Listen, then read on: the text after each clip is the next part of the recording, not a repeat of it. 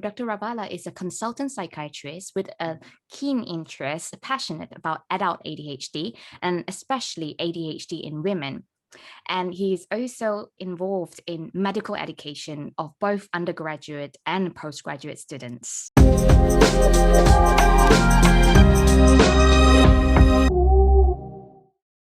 Can you tell me how long you've been practicing psychiatry and what organizations you are affiliated to?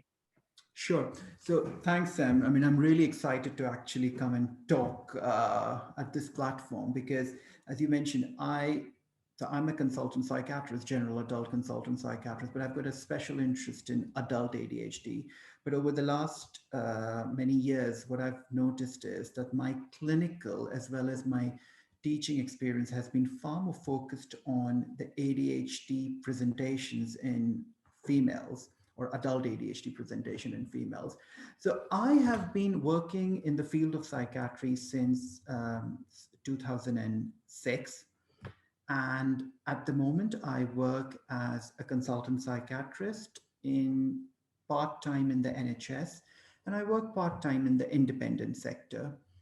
And in the independent sector, I work both for an online psychiatry firm, which is the UK's only telepsychiatry firm. But I also do a private clinic in central London for face-to-face assessments, um, depending on what individuals would prefer, as well as some, in certain scenarios, a face-to-face assessment might be more appropriate. Um, but yeah, that's pretty much it. And as you mentioned, I do have an interest in medical education and research. And apart from my clinical work, I work as a training program director for psychiatry or trainees in psychiatry with the Health Education England service. I'm super excited to actually be speaking to you today about adult ADHD in women and why I'm so passionate about it, because over the years, I've done lots of talks in ADHD in women. And I think the way I describe it is this lost tribe or the hidden disorder within. Thanks a lot, Dr. Rawala. It sounds like you have so many feathers in your hat. It's like amazing to hear that, you are practicing in adult ADHD, especially in women. And I feel like I can trust you because you have all this experience. And so I was just wondering, in the last year, there was a growing trend in terms of ADHD diagnosis in women. So because of the pandemic, the mental health issues have been more accepted. It has been less stigmatized because everyone go through some form of mental health problems and issues over the course of the lockdown in the UK and worldwide. So in terms of ADHD, why do you think we are seeing an overwhelming demand in women pursuing an ADHD diagnosis? Sure. So, firstly, I think that because over the last 1 year, the way we live, the way we socialize, and the way we work has completely changed. I mean, rather than socializing in the pub, now people would socialize on a Friday evening Zoom quiz, which probably is not the same, but it is what it is. Work has changed, the way we live has changed, the way the demands on our time and our capability to manage various tasks, whether it's homeschooling with your full-time work and managing the home and being expected to juggle lots of different things in the same amount of time, has caused problems, I think, so with a whole group of individuals, whether they may have ADHD or they may not have ADHD. And there has been a lot of actual sort of surveys done that individuals are describing problems with organization, problems with management of time, issues around that they can't focus much longer, sort of this increasingly stressful existence on Zoom. So a real person having a virtual existence or a 9 to 5 role on different Zoom meetings to the point that people are forgetting meetings, etc. All of these are pretty classical ADHD type symptoms. But that doesn't mean that if you have all of this, you also have ADHD. It There has been an increased amount of publicity within the media around ADHD and particularly the misdiagnosis of adult ADHD in women. That doesn't mean that if you have these symptoms, During the pandemic, you also have ADHD. What's important for us psychiatrists to understand is ADHD is a neurodevelopmental disorder. So, in some form or the other, an individual does need, and it's a diagnostic requirement, would have some presentation of ADHD symptoms in childhood. And hence, if the symptoms have only appeared during the pandemic, but everything was perfectly fine, um, then it probably is not ADHD. However, it's important that we realize that over the last 1 year, when a lot of individuals who were managing their roles within a very structured, systematic environment, and they may have undiagnosed ADHD, have now been taken up from their very structured, regimented, day to day, Monday to Friday, 9 to 5 lives to an environment where they are at home. They're possibly looking after children who are also doing homeschooling. So they have to help with the homeschooling. They are struggling with not having maybe a dedicated space and a lot of noise happening, a lot of demands on their time. And then work, which is completely on a virtual platform now. So people are moving from one meeting to another without any catch up time. There is no element of socializing at work or the downtime one has.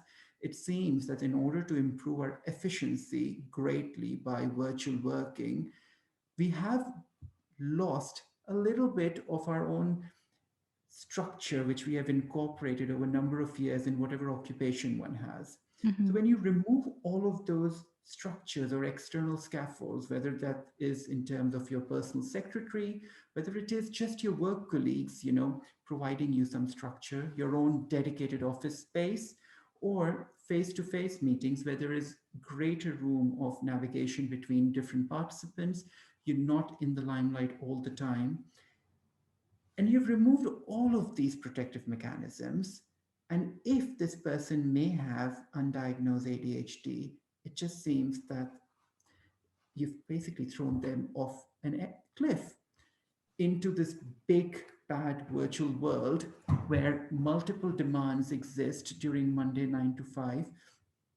And hence, there has been an increasing focus around both men and women who may have undiagnosed ADHD, those symptoms becoming far more prominent, or the coping mechanisms, or the safeguards, or the external scaffolds which these individuals had developed as well as nurtured over a number of years via either delegation of work to colleagues or Mhm. secretaries, or choosing a job structure which is quite structured, have all disappeared. And hence, increasing amount of stress, increasing amount of issues that I cannot organize myself, I can't pay attention, I can't manage work and life, I can't deal with homeschooling as well as a full-time job and looking after the home, and things become far more chaotic.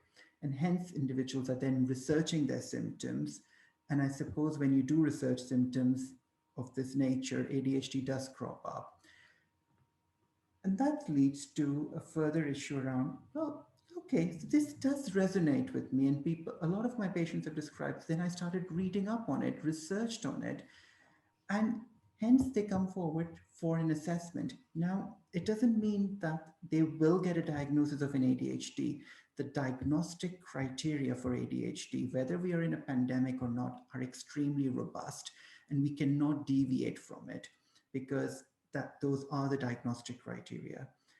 The only thing which is my role is identifying that was this an individual who always had these symptoms? However, either they were being masked because of various systems in place, or they had certain coping mechanisms which are no longer there, or they have entered a new stage of their lives, and hence all those systems in place no longer function effectively. And the ADHD symptoms, which were always there since childhood, have just become far more prominent and magnified and more explicit. So rather than an implicit restlessness and an implicit issues, they far more become explicit, where it's causing greater impairment of functioning.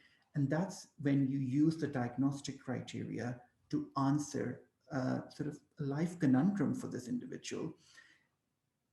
that's primarily the reason why a lot of individuals, whether men or women, are coming up to ADHD services or the GPs or support groups or using online resources to getting an answer to this constant stress they're facing.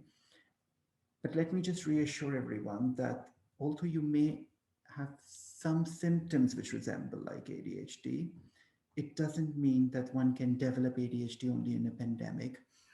What it does mean is you always may have had ADHD, it just has become far more apparent due to the lack of coping mechanisms or the systematic structures which you had developed around your lives disappearing during the pandemic. I don't think so the rate has risen, but the referral rate has definitely risen. Yeah, there's definitely what you said about when your systems no longer work for you, and in the pandemic, that was a good example of that. So if it never happened, it probably would have taken me another 10 years to figure out, why, I was the way I was.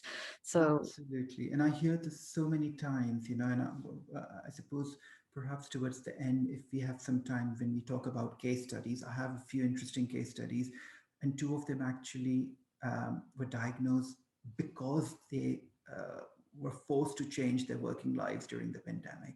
that's right. And through my conversations with women with Mm. ADHD, I was interested in how ADHD manifests in the mind and how, it appears externally in a woman. Yep. Just because it is an invisible disorder, you can't see it. Yep. How do you think ADHD symptoms appear in a Mhm. woman? So, Sam, what I've seen over the years is that, you know, previously a lot of focus had been on what were the school reports like, or how was this lady during her teenage years or childhood. And sometimes the collateral is, well, she was perfect, she was a bit shy, but she was very compliant and she did what the teachers asked her to do. She did all her homework. Yes, she spent a lot of time on it, but that was because she was very diligent and hence she was very studious. But in adult life, you do get the childhood collateral, but there is a greater reliance on self reporting. An individual can report their own distress which they're feeling inside. I think that let's flip the question on. A parent who's saying that that girl is very studious and she spends excessive amounts of time studying and she's uh, worrying about learning new things because she worries she'll fail, but she's really perfectionist.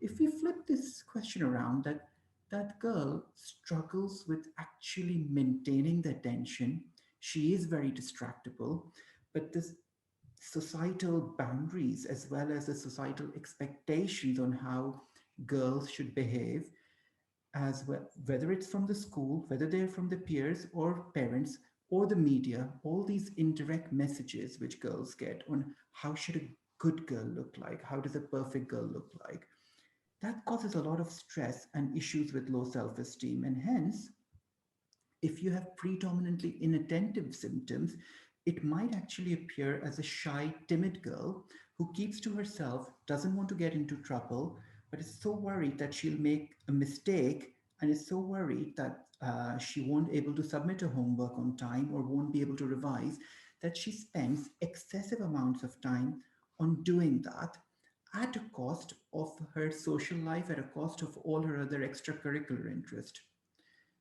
And we also need to appreciate that individuals with ADHD, it's not that they can't focus. They have trouble with focusing and they're distractible, but they can hyper focus in things which they're interested in, which leads on to so that you have to take the collateral information from childhood. It's very important for diagnosis, but one has to scrutinize it and one does have to, rather than relying on just the written word of the parents and teachers, one probably should interview the parents if possible. That what do you mean? So was she actually studying much more than all her other siblings? Did she struggle with it? And was she anxious when starting new things? Was she always worried that she'll forget something and hence used to make lists and people used to joke that she's so organized? And that's sort of then things, it's like an onion, the layers start peeling up. Oh, right, okay. So maybe she was forgetful and hence she used to make a list, because it's not normal for a 7-year-old to start jotting down, or obsessively worrying that she'll forget something at school and constantly being on high alert. So those are some of the things which I've noticed that we need to sort of rephrase the question.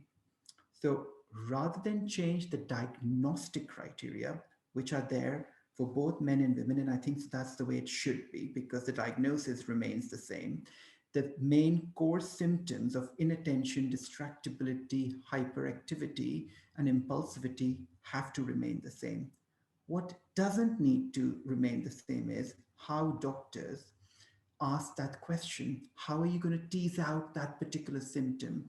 So, for an example, if you see a lady in clinical practice that who has got these perfectionist tendencies, she's very obsessive about it, she's got learner anxiety, that any new thing she worries that she'll mess up and she will make lots of mistakes, and she's got this extremely diligent self where she can't be late. So what she does is she comes in 2 hours early to finish all her admin work. And the praise she gets from a line manager, she's a hardworking employee. Then she stays up 2 hours late to finish up everything because she's too distracted during the working day with everything happening in the office. And she does it during the quiet time of the office. And she gets some sort of a badge of honor that she stays up late. She is a team player. She is such a good resource for the company. But nobody actually thinks, and I suppose that leads on to that we start building up this image for successful professional females that this is the way it is, and they can't open up about their struggles. But nobody actually thinks that is it actually that she's not any more efficient than anybody else? It's just that she struggles to catch up with her written and admin work when there's so much happening in the office, and hence she comes early. And because she can't manage her work, she has to stay up late. Those are some of the things which I sort of explore rather than just going by what the written word is. Another thing which I've noticed is that some of the indicators which I try to build up during my interview schedule is that do you, for example, struggle with managing your work life balance? Do you always feel that you're not good enough? You were not a good enough student, not a good enough daughter, or a wife, or a mother, or a good enough employee? Is there a chronic sense of, disorganization inside, but outwardly might appear organized, might not appear organized? Do you constantly worry that, time management is an issue, you'll be late, and hence, do you come in 20 minutes early? Do you obsessively plan your map or route from A to B so that you can't lose focus, because you know that you go to the tube station you might be too distracted, and hence you're very obsessively navigating a route as well as a plan B? And maybe your peers think, wow, you're super organized, but you're doing it as a compensatory mechanism to overcome your own distractibility and inattentiveness and poor time management. Mhm. Could it be that you excessively worry and feel overwhelmed because of all that is happening around, and inside there is this increased mental restlessness which is keeping you awake? Or do you always try to do everything because you want to be this perfect self, that image you have created? And when you invariably fail because either you have been late, or you couldn't pay attention, or you sent another email which had lots of errors, do you start blaming yourself that why could my friend or my neighbor or my colleague can do all of this? Maybe I'm the one who's not good enough. And that causes a cycle of self blame. It causes issues around low self esteem. Yeah. And as research has now shown, that females with undiagnosed adult ADHD do tend to present much more than men with affective disorders, i.e., your depression and anxiety, and may have ended up on antidepressants. And what I hear from my patients is, well, yeah, my mood sort of perked up. Well, of course it would. It's an antidepressant. But this constant anxiety which I feel inside, this constant sense of being overwhelmed, sort of rushed off my feet and not really able to calm my brain down so that I can focus for a minute, that never went away with an antidepressant. Well, it wouldn't, because it wasn't depression or anxiety. And that leads me on to this idea that there is this diagnostic challenge, and there is no doubt about it, because you cannot ignore the standard diagnostic criteria, which do rely on childhood information, which you need. But if the school report is perfect, if the parents cannot accept that their daughter might have ADHD, you need to ask the right questions to the parents, which I sort of hinted towards earlier on. So those are some of the things which I build up my diagnostic schedule on. I use the same diagnostic criteria as men, but the way I paraphrase the questions or get that information out is slightly different, probably slightly tangential. And I think that over the years, I've learned that you have to rephrase certain questions rather than accepting it as a checklist of yes and no, because, well, that's not, you don't need a psychiatrist for a yes and no type checklist. You can do it online. My role as a psychiatrist with an interest in adult ADHD would be to explore and tease out those symptoms if they're there. If they're not there, then that's great. That's right.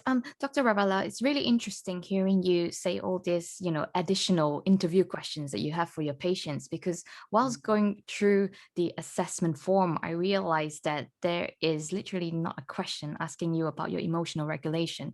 So the thing you mentioned about late onset, late diagnosis, women with ADHD is that, they come with a bag of other conditions, that is caused by undiagnosed ADHD. So why didn't they add it into the assessment criteria?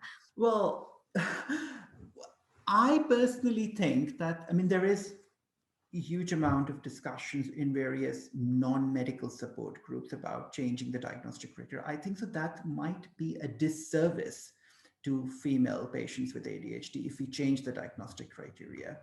The diagnostic criteria for ADHD, the core symptoms which define what ADHD is, remain the same.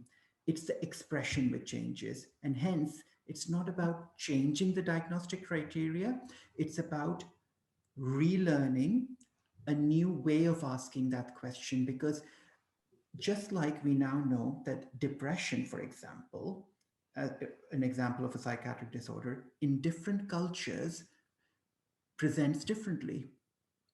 So, in some ethnic minorities, depression may present with a lot of somatic symptoms or non-organic pain type conditions, and you just need to explore it. The way suicidal behaviors are expressed by patients differs according to their educational background, according to the country of origin.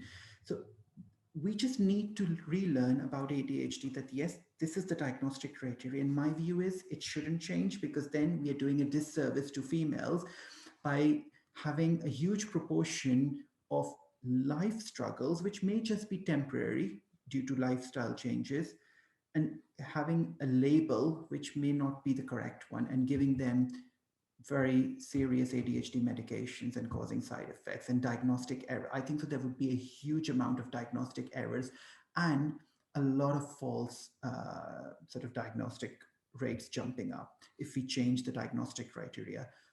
My sort of, if the take home message is for doctors in training, and I try to do it with a lot of presentations to my junior doctors as well as to GPs, about don't change the diagnostic criteria, but can we change the words we use to get to that symptom? Can we rephrase the question rather than reading it?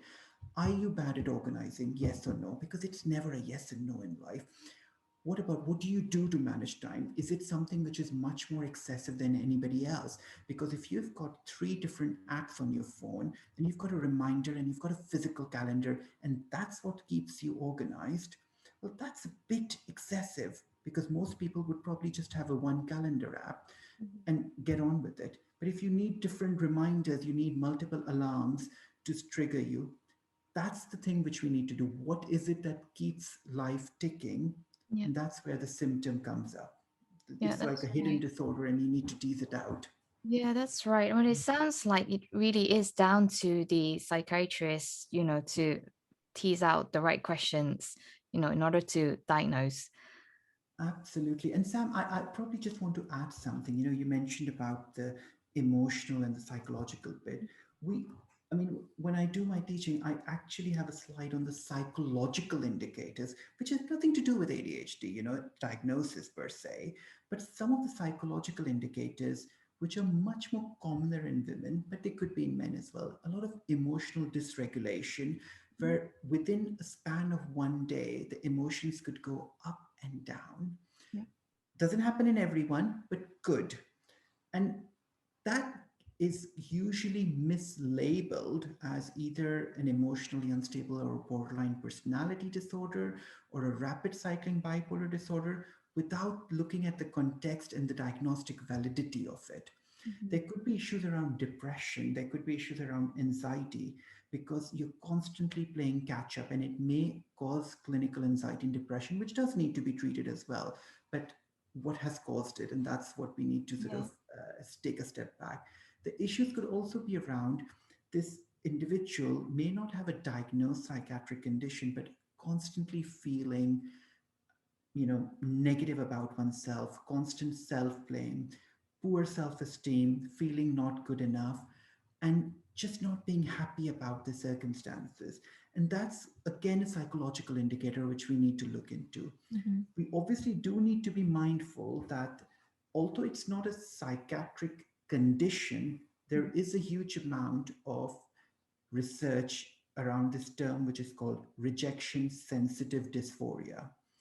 And I am surprised that a lot of people, including psychiatrists, have either a misunderstanding of this term or think it's some sort of a made up condition. Well, firstly, it's not a condition, it's not a diagnosis.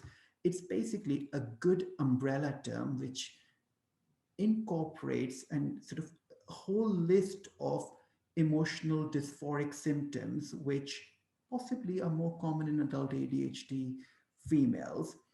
And it doesn't come as a surprise to me because there is actually a research which shows that if you take 12-year-old kids, 12, they've only spent 12 years in life, individuals who then get diagnosed with ADHD, by the time that that child, whether it's a boy or a girl, doesn't matter, by the time they're 12, implicitly as well as explicitly, they would have received 20,000, let that sink in, 20,000 negative messages about themselves, which could be, could you make sure you don't forget?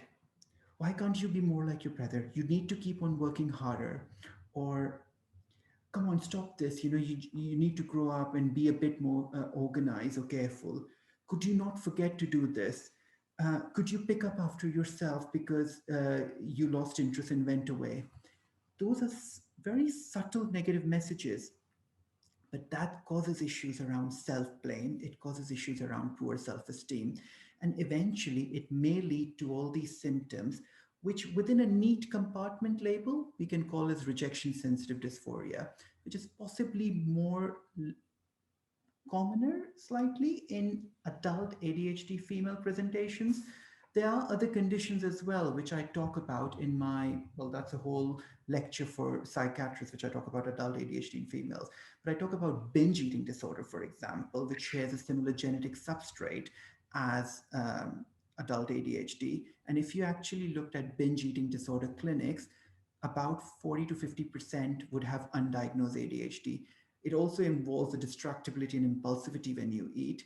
Um, but when you binge eat, you most likely individuals would eat carbohydrates or junk food, which actually results in, well, we know that it causes an insulin issue, and that causes more of your tryptophan amino acid to go in the brain, which is used for your feel good hormone, the serotonin, and hence we binge eat. But ADHD and binge eating share a similar sort of a genetic substrate. And then there is this condition called fibromyalgia, which for a number of years people labeled it as a pain condition in females. Yes, it's much more commoner in females than men, but it's much more than just a pain condition. It's got the fibrofog, where individuals are distracted and can't think. They have issues around their cognition, So it's not just the pain. Research has actually shown an association of 25% Wow. of fibromyalgia females would have undiagnosed ADHD. The fibrofolk sounds like ADHD to me. Gosh, that's a pin drop moment for me because I have a friend who has had my fibromyalgia for ages and just having long-term fatigue. And Absolutely.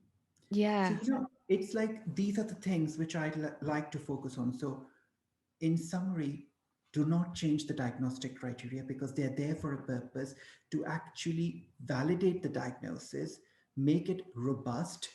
And the other bit is if you change the diagnostic criteria, you would need different research indices as in terms of how are you going to compare yeah, ADHD studies. So the diagnostic criteria should be the same. The way we approach the patient in front of you should be different because we now know from research that because of internalizing behaviors, because of different ways of expression of certain things, we probably need to rephrase the way we ask for mhm, symptoms rather sure, than change the diagnostic criteria. sure. So But that's my Dr. take. Ravala, you know so much about adult ADHD and you do a lot of education, to students and other professional bodies, but Yeah. the standard of diagnosis and treatment isn't the same across the country.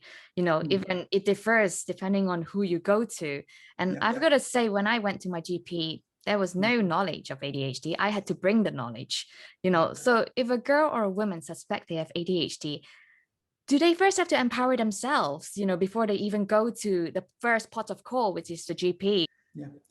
I think that's completely correct, and it's a correct criticism. However, could I just say that I would have started the sentence by, unfortunately, yes, Sam, you're right that that woman has to empower herself and know about ADHD first.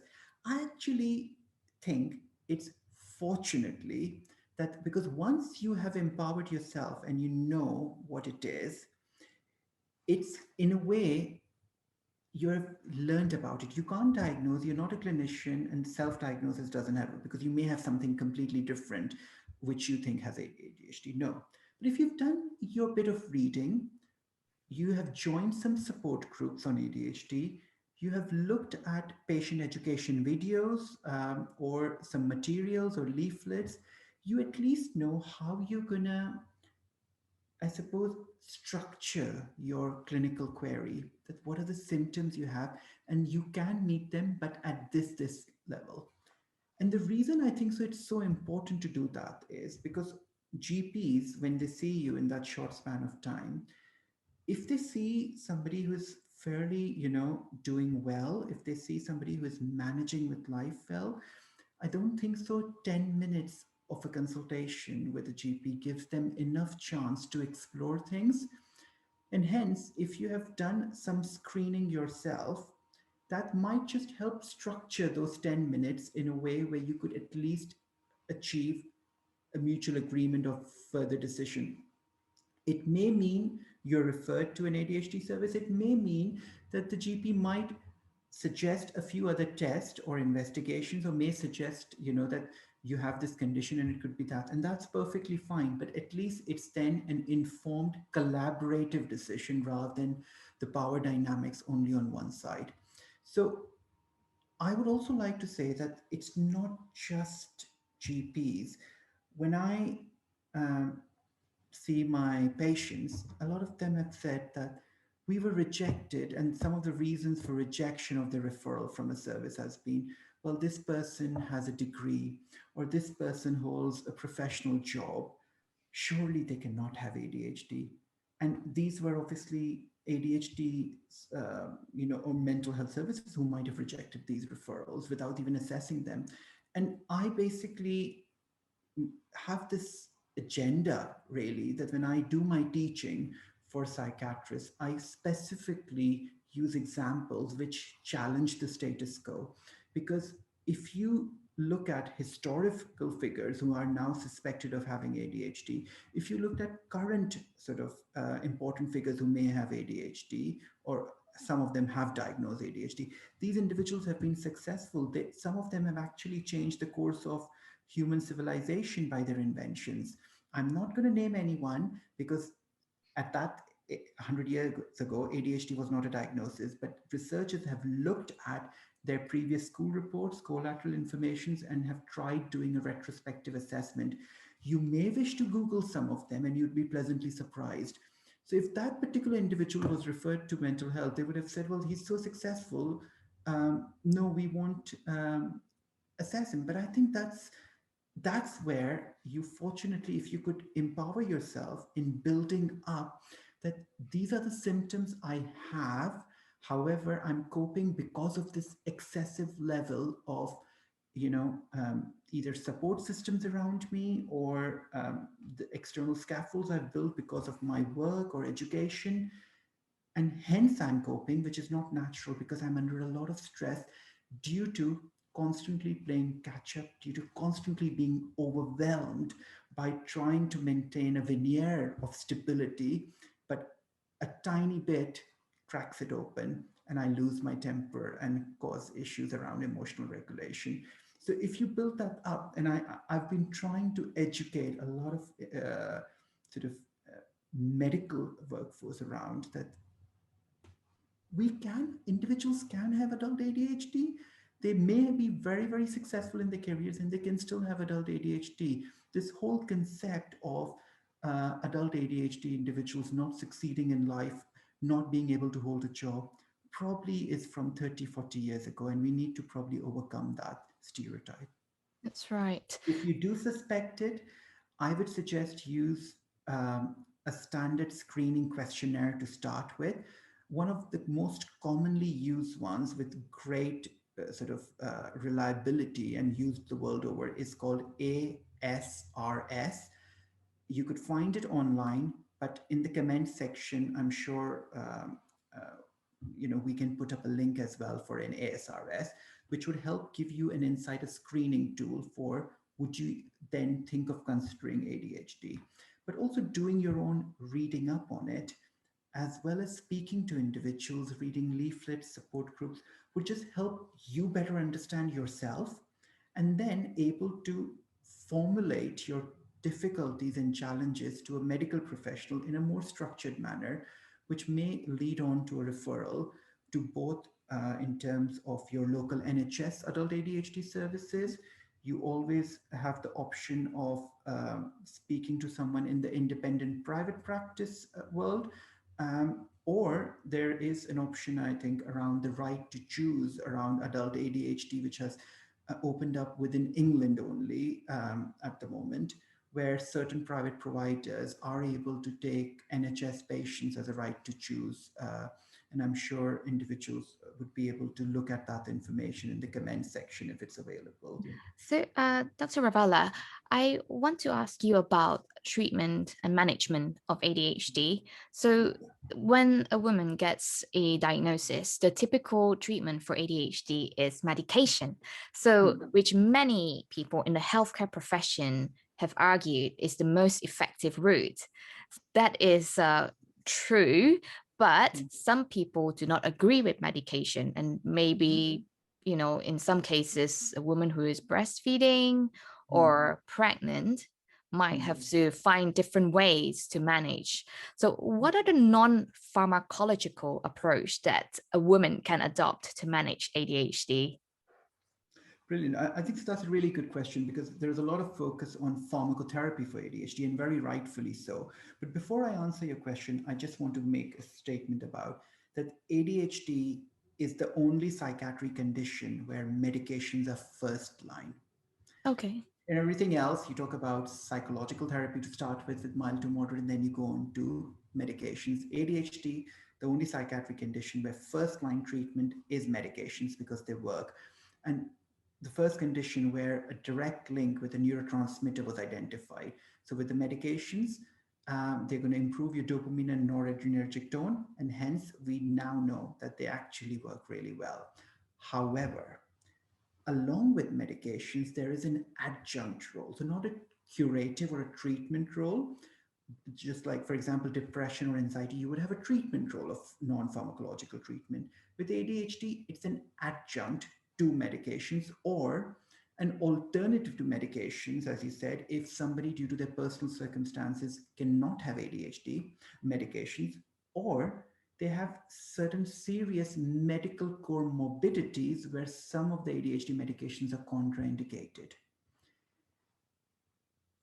They may have become pregnant or breastfeeding. However, when someone gets pregnant or is breastfeeding, it's always a risk benefit ratio. And there are ADHD medications which, upon discussion with the patient and balancing the risk benefit ratio, we are allowed to prescribe during pregnancy and breastfeeding. So it's not a complete no.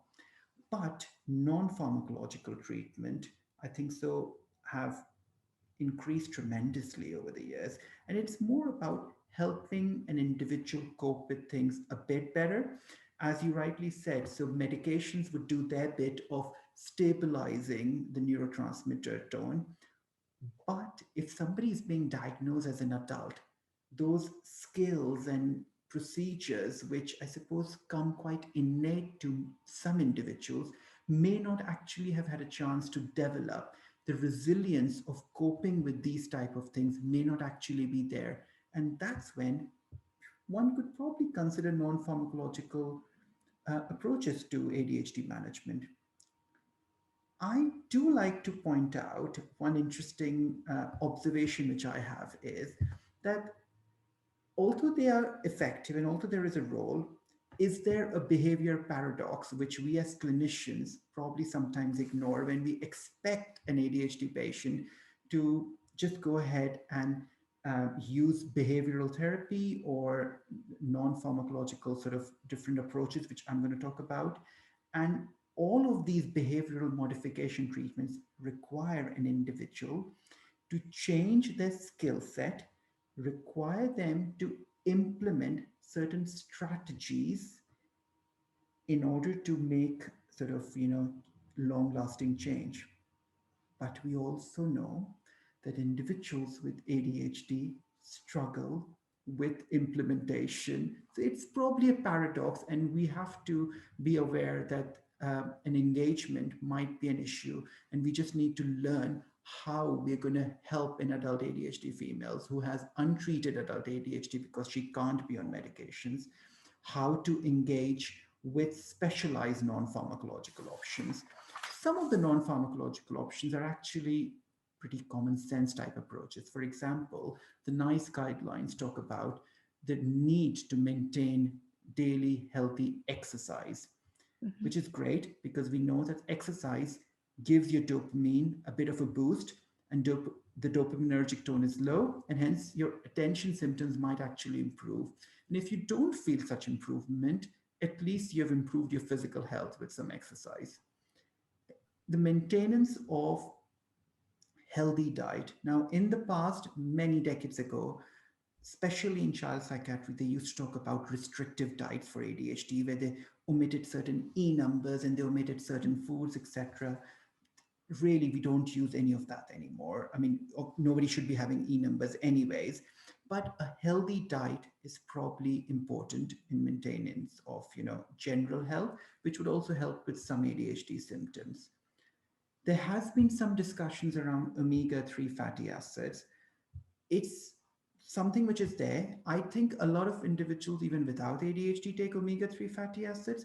I don't think so it's going to improve your ADHD symptoms, but by improving your overall health and making sure you're taking vitamin D and omega-3 fatty acids, it's just a general comprehensive support of your physical and mental health. But there have been some studies which have specifically explored and identified, although they're not conclusive, that omega-3 fatty acids do have a beneficial role in ADHD individuals. But then we come on to the other bit, which is the psychoeducation. Again, something which I think individuals should do irrespective of whether they go on medication or not. And in simple terms, psychoeducation is primarily a patient knowing about their condition, what it is, how it affects them, what can we do about it, how it affects others, what are the challenges they face, and what can they do about it. And a part of the psychiatrist's role is also to provide psychoeducation, but there is also on this equation the patient, who is an equal participant in this dynamic, because it doesn't have to be only one way. And that patient, and when I said fortunately they have to update themselves on what it is, could actually help relearn the psychiatrist some of the facts that they might struggle with. So it's important to keep oneself aware if you're diagnosed with a condition of what that is. And psychoeducation is actually really crucial in all psychiatric conditions, because you can't be expected to get the treatment, and you can't be expected to be compliant with the treatment or benefit from it unless you actually know about the condition. Then we come up to mindfulness, and I think so these days mindfulness is it's huge in terms of the media as well as it's used. And I think it actually does help, because mindfulness, if you there is a concept called the default mode network, and I'm quite aware I'm going into a very academic terminology, but the default mode network is incorporated around the mind wandering concept. And we all have it, whether we have ADHD or we don't have ADHD. The only thing is, individuals with ADHD go into spontaneous mind wandering, which other individuals do as well. But individuals without ADHD are able to move from spontaneous mind wandering to deliberate mind wandering to get them back, whereas individuals with ADHD may struggle with that. And hence the concept of distractibility. And we know that when you do mindfulness, your mind wandering actually reduces, and hence I can actually think that if your mind wandering reduces, which is part of your default mode network, and I'm a bit of a geek with neurobiology and neuroanatomy, and hence I keep on going it, but it comes within the remit of being a psychiatrist and somebody interested in ADHD, because I like to explain it on the basis of what's happening in your neurobiology inside your brain to patients. So if you reduce your mind wandering by mindfulness, which we know reduces it, there is sort of an indirect link. Your ADHD symptoms would improve a little bit, which is great, because mindfulness, whether somebody has a diagnosis, whether somebody doesn't have a psychiatric diagnosis, I think so it's a very useful tool to have. So, Then, yeah, sorry, I just wanted to actually yeah. clarify a bit about mindfulness. So, Yeah. is it just about having a positive mindset, or engaging in meditation or walking meditation? It incorporates all of those different things, and mindfulness is about basically trying to focus on then one particular thing, reducing all the external stimuli, etc. But it's there are a lot of resources on, for example, social media, YouTube, where individuals could engage in mindfulness. You don't need a special therapist to engage in mindfulness. I mean, there are mindfulness sort of audio files, etc., which are really useful. There are lots of apps which involve mindfulness, which are some of them are quite they're free to use. They don't need a subscription. I've used one as well because it helps in improving focus as well as efficiency. But then we move on to the three other things which I want to talk about, which are very specific and they have a research evidence, because up till now, the exercise, diet, supplements, psychoeducation, and mindfulness, they're very generic. They would help and they do help, but they are generic and you could put it down into different conditions. But the next three things are important because they are around the behavioral therapy, and the two type of behavioral therapies which have research evidence around ADHD is your cognitive behavioral therapy, which CBT, which everybody would have heard around for depression and anxiety. But CBT as a principle of psychological therapy is actually very useful for ADHD as well. Obviously, it's a different type of CBT for ADHD, but what it does is, by challenging an individual to develop a much more planned, systematic, but also a reflective approach to both their thinking patterns, which is the cognitive element, and their behaviors around social interactions, by involving and adopting a much more systematic but a goal oriented approach to certain tasks and problem solving. Things which are a bit of a struggle in somebody with adult ADHD. So CBT does have a role. But then there is another behavioral therapy which has been widely used and was initially developed for emotionally unstable or borderline personality disorder. So it's called dialectical behavioral therapy, DBT. And what's interesting is that again, we link back to the psychological indicators we talked about earlier. The psychological indicators we talked about were the emotional dysregulation, interpersonal difficulties, or problems with mood and anxiety, etc.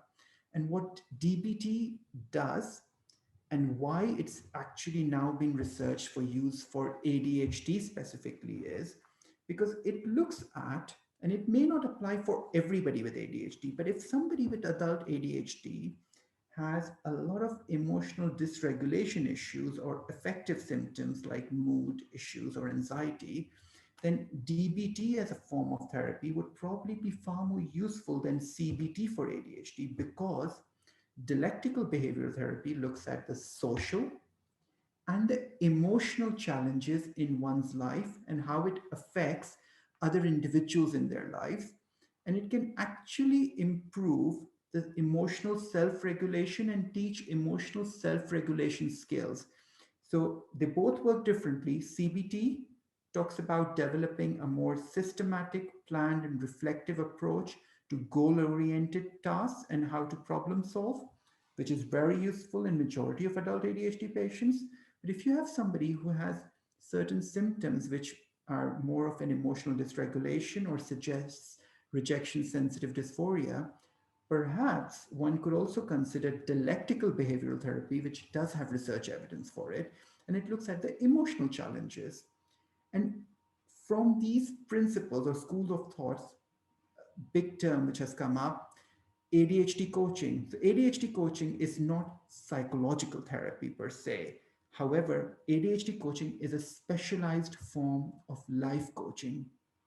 And the aim of ADHD coaching is actually to act as a adjunct to both medications or behavioral therapy. So if you've used CBT and DBT, you should still have ADHD coaching because it's actually is goes down to the lowest common denominator where it's a practical intervention. So it doesn't talk about theories, it doesn't talk about how you think, none of that.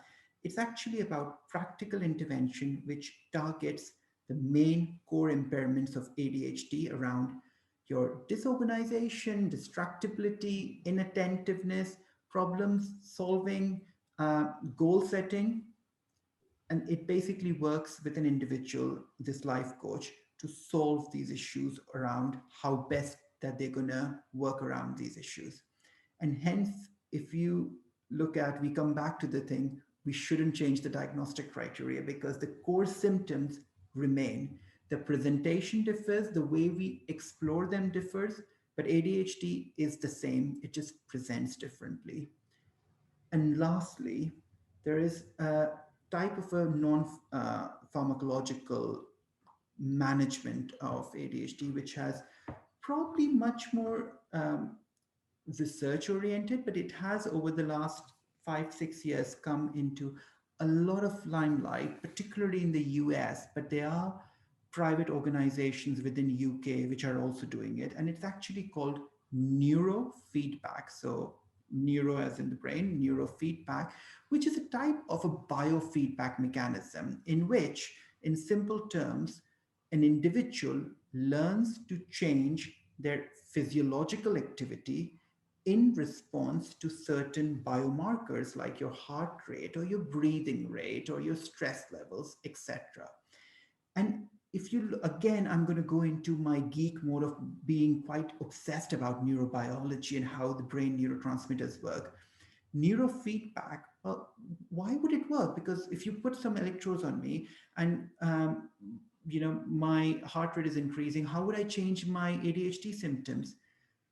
The roots of it lies within this concept called neuroplasticity, where we know that the brain is actually a very malleable, flexible organ. And with frequent, intense, focused practice, you could actually transform brainwave activity.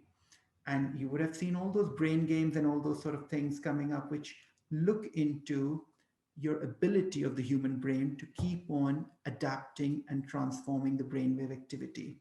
And that leads on to what are the brainwave activities and how they affect the symptoms, because neurofeedback is about re sort of juggling the ratio. So we do know that in ADHD, the low frequency delta or theta waves in the brain go up, and the high frequency beta waves go down. So the ratio is like this: the low frequency delta and theta waves have gone up in ADHD individuals, and the high frequency beta waves go down. And we do know now from years of research that the beta waves, which have gone down in ADHD, are actually associated with improving efficiency, improving your information processing, and your problem solving skills.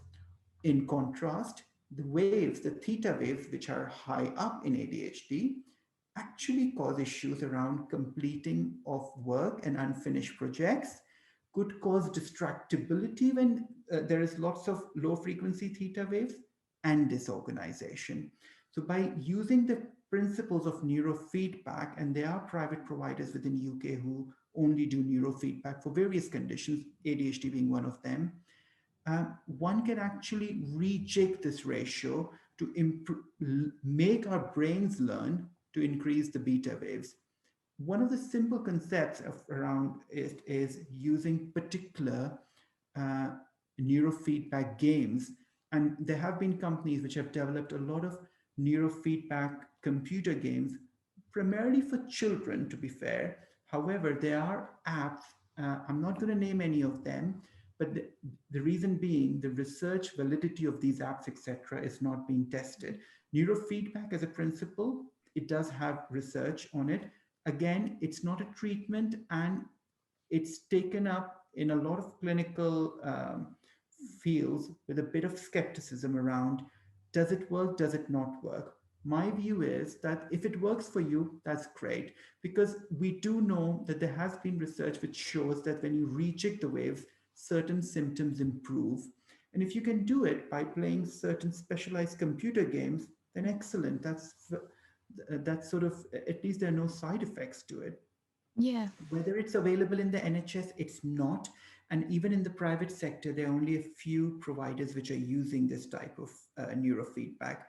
And I think if somebody who's listening to all of this, please be aware that my reason for this talk is more of information sharing. So I do have to give a very comprehensive answer in which I let you decide what you're going to pick and choose, rather than me deciding on the basis of what's available and what's not available.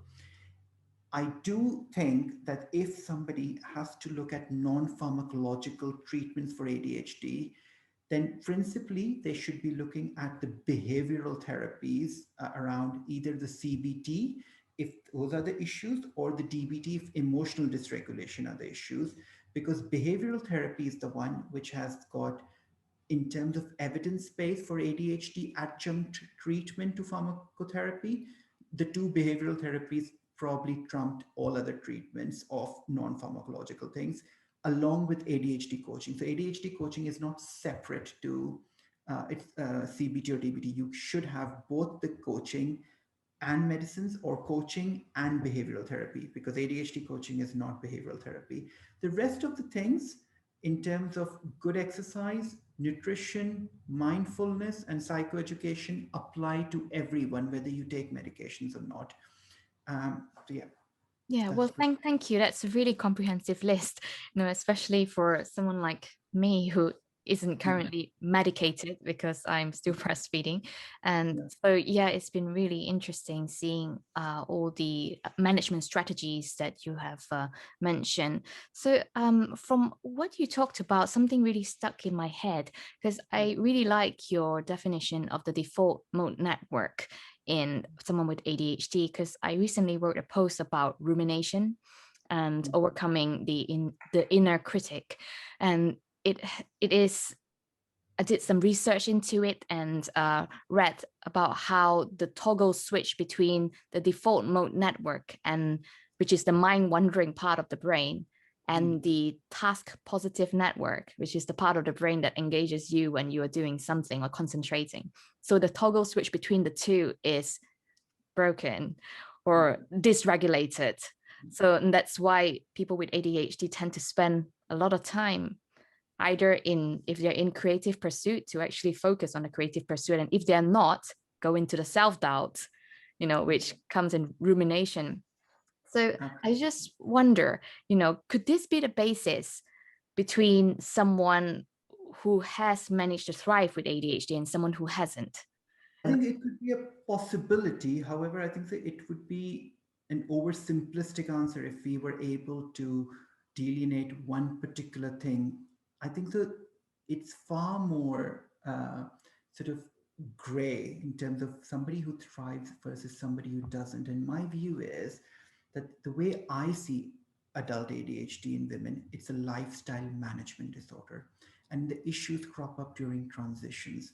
So think of somebody from primary to secondary school. If they've got a high IQ or average IQ, if they have a good support system of a good parents and a good school around, they would probably struggle in the first 2 years of secondary school, but then they either work hard or they've found certain ways of coping with it, or they become excessively organized. But then they go into university life and they may be living independently, and they may struggle because there is no accountability. There is nothing around in terms to check if they do the homework. There is no pressure from the parents to go and revise in your room. And they may struggle, but then they'll quickly learn that, well, I need to, you know, get up with it, and I need to start doing things. I may submit my assignments at the last minute, and I may do my dissertation in 1 week as opposed to a whole year, which I had, but they still manage. And then they end up in an occupation where they could hyper focus because they've gone into a job which they're really passionate about.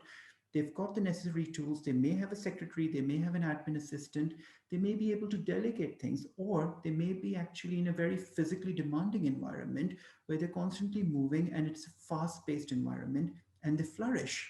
Absolutely. But Right. then what happens is, what if they start having a relationship? And that the partner may be saying, well, you can't actually go to work at 7 in the morning just so that you can focus on your work, and you shouldn't stay up till 9 because we don't have a life. And that causes a lot of relation stress in these individuals, but somehow they manage. And then if, let's say, they become parents, essentially all the external scaffolds of the childhood school, your teachers, your parents, and everything else has gone away, because now you have to be sort of managing an occupation, a relationship, and being a parent.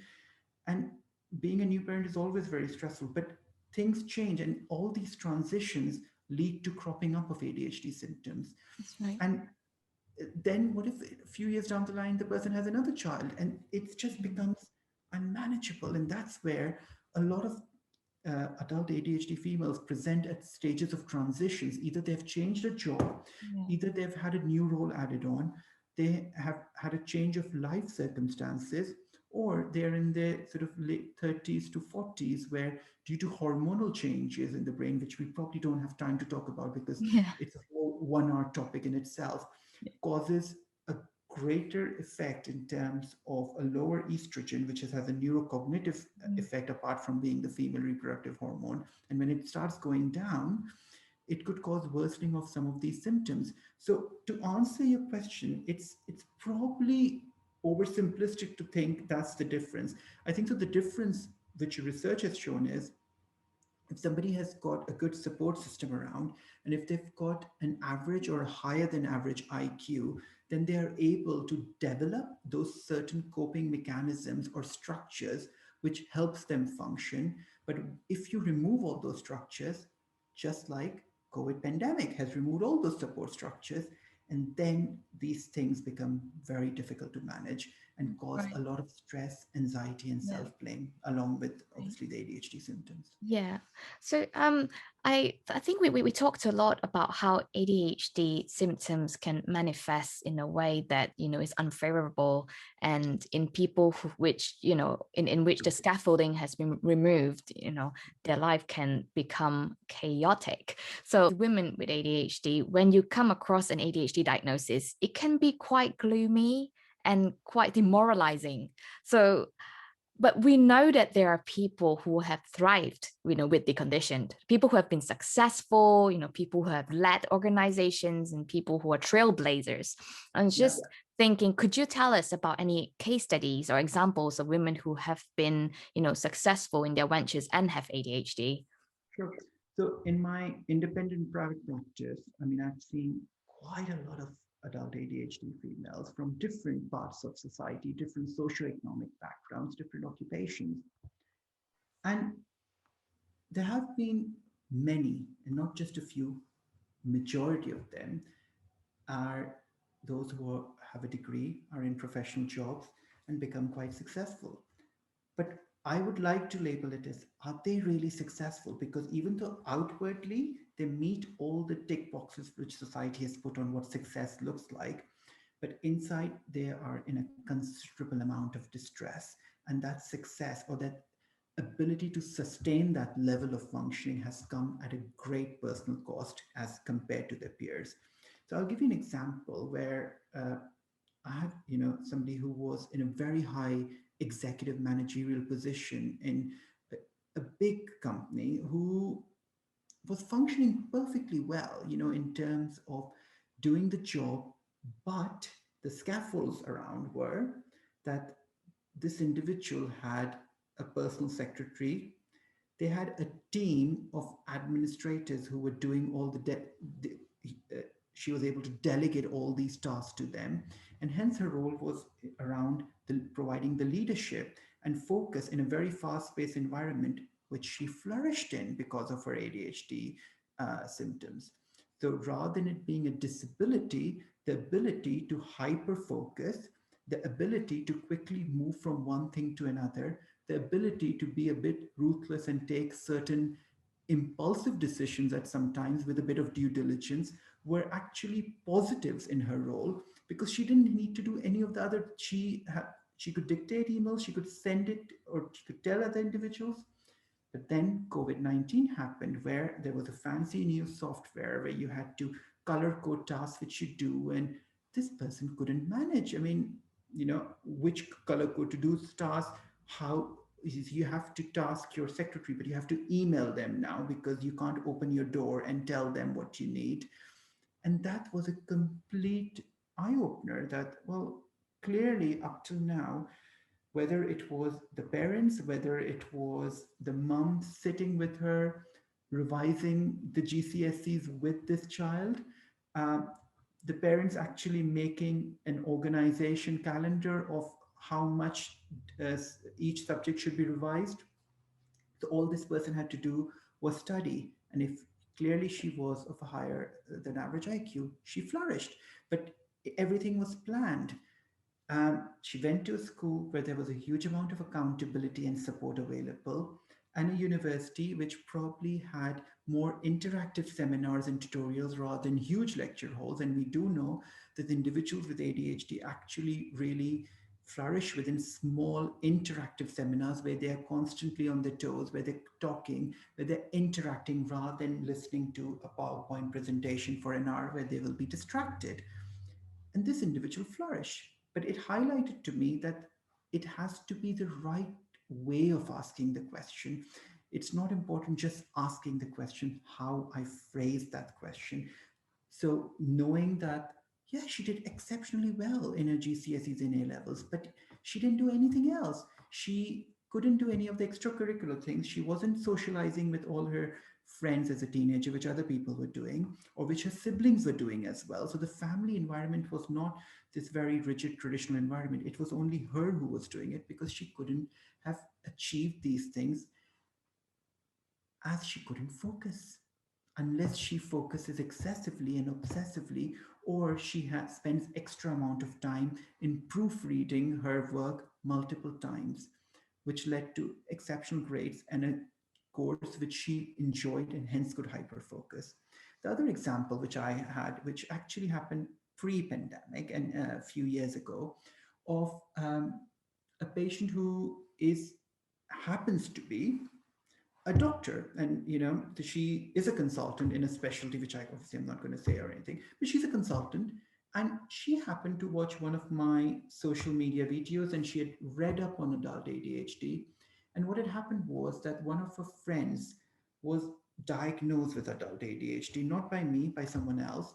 And this friend had started describing the things which led to the diagnosis. And this doctor said, "Oh, wait a second, I actually have it. And it's no wonder I'm struggling. And especially since I've become a mom, I just cannot manage. It's not just that there are not enough hours in a day. I have possibly not packed the baby bag a lot of times. I've forgotten the baby bag. And I just thought because I'm an overworked doctor. But now I look back, I've always forgotten things.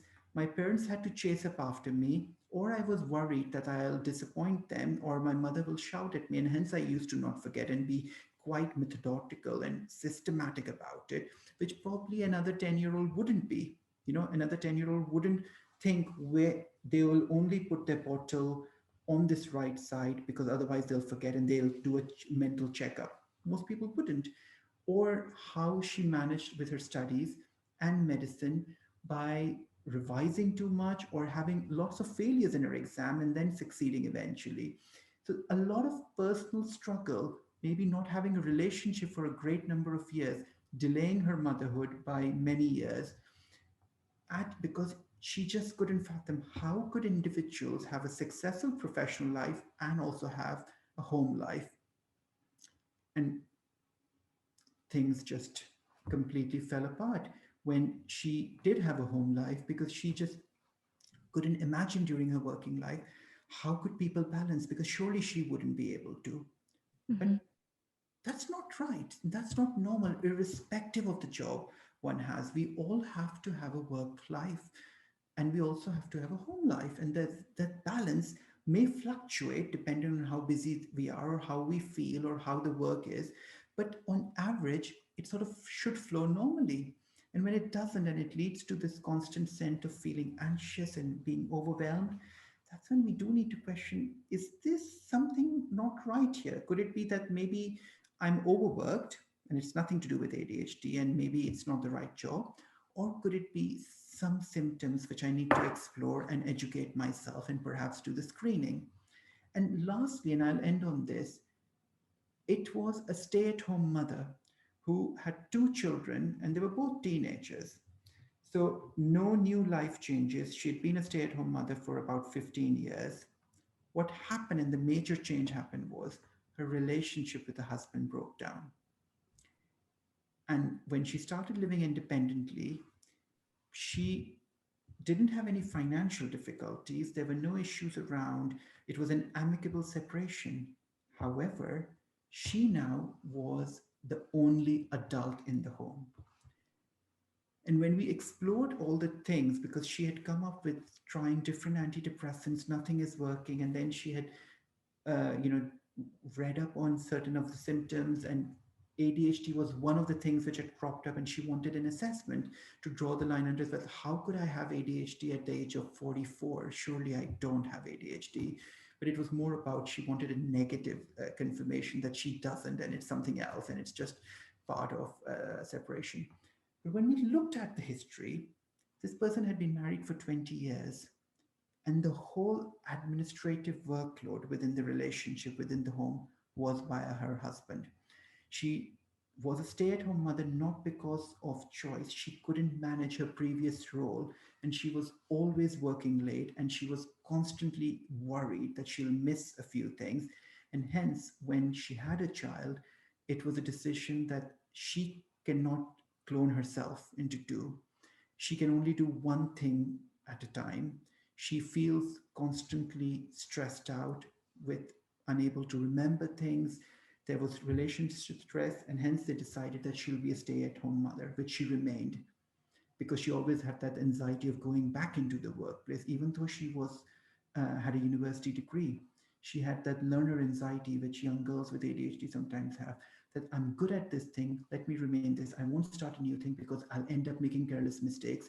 And the means I've developed around to avoid them, I would need to relearn them. So I probably shouldn't start something new, maybe try to avoid it. And she never went back to work. But now, when there was the partner was no longer in the picture, and she had to sort out the bills, or she had to fill in application forms, etc. It was complete chaos. She couldn't figure out how does a simple system of paying for school lunches pay, and they don't automatically direct debit. You have to upload it, otherwise the children do not get a lunch. Or you have to organize tutoring, and you have to organize GCs, SE revisions, etc. You have to look at university applications with your children. And she just couldn't manage. And it was a complete breakdown in this person. And the way we found out is, for 20 years of her life, even before that, obviously throughout childhood, there were lots of coping mechanisms, but she had a huge external scaffolding system of her partner who worked, who paid all the bills financially, but he did all the administrative side of things in terms of finding out which schools to apply for, doing the school application forms, making sure that the children actually have a packed lunch on time, or creating a meal planner for this lady every Sunday evening, so that when she goes to shopping, she knows what to buy for each day rather than getting distracted and getting lost. So a huge amount of work went in to help her function. Mm-hmm. And when you remove that, things fell apart. So at the age of 44, she came in to rule out that surely she can't have ADHD. And she did. And she did really well on medications. Oh, that's amazing, isn't it? Like so many people have managed to survive. I would say survive because it's a constant fight or flight if you're in that anxiety or depressed mode. And, to have managed to come to get 40s or 50s even, before they get a diagnosis. It's Absolutely. incredible. Yeah, so thank you so much for this very enlightening conversation. I think whoever's watching this is going to get so many tips, on all sorts of like areas from diagnosis, treatment, to how to manage without medication, and also to get parallels, stories in your case studies as well. So thank you so much for this amazing time talking to you. Thanks for having me. It's always a privilege to actually talk about adult ADHD in women, and how for so long it's been misunderstood, misdiagnosed, but a large amount of time undiagnosed. And that struggle needs to be sort of heard and validated. And perhaps if it is a diagnosis, treated.